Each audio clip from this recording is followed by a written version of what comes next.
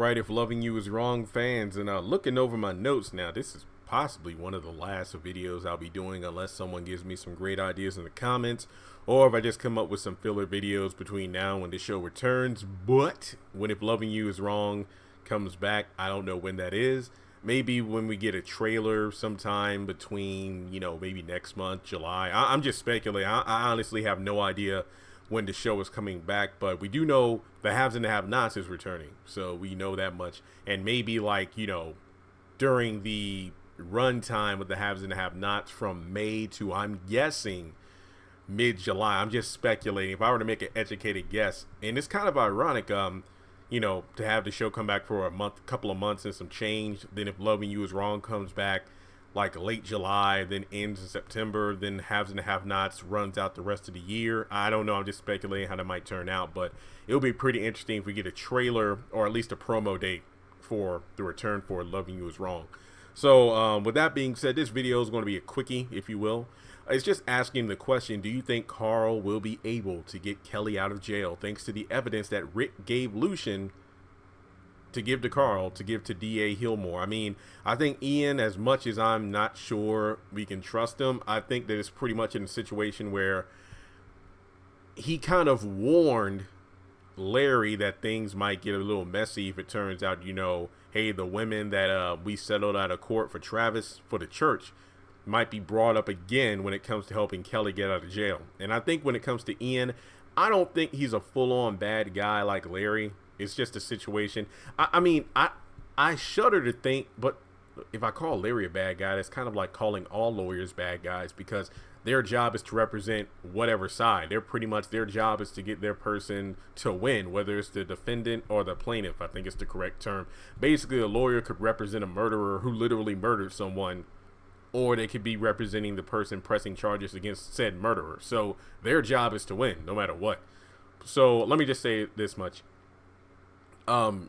Like when Ian said, it's like, look, we know Kelly's innocent. What are we supposed to do? It's like, when the hell has that mattered to us before? So yeah, there's probably been plenty of times where they sent innocent people behind bars or to the death, electric chair, because their job was to defeat that person in court. So I guess because Kelly is a main character, it actually matters this time. But all I'm saying is, I hope that this works. I don't know if it will, because it just seems a bit too clean cut. And I'm not mad that the evidence popped up this quickly, because it was only 8 episodes. But Rick, had to change of heart and actually managed to get this information to help Kelly. But it's just a matter of, do you think it's going to matter in the long run? Do you think Kelly's going to be railroaded? I think Ian did make a good point. Is like, look, let's present it to the DA out of court. That way, if there's an agreement and a settlement, the charges be dropped.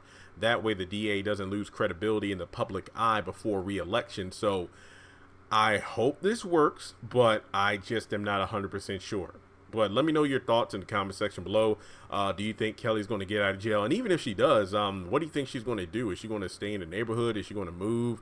Who knows? Because if this is settled out of court, then I don't know if that's going to make the public news or anything. Because if it does, then there might be a good chance that Kelly will be exonerated in the public eye. But then again, the church being the church, those other 9 women obviously didn't murder Travis, so I don't know if they actually made it to the public, the level of public attention like Kelly has, because Eddie even said, what they're calling you out here in these streets and this and that, because she literally killed Travis.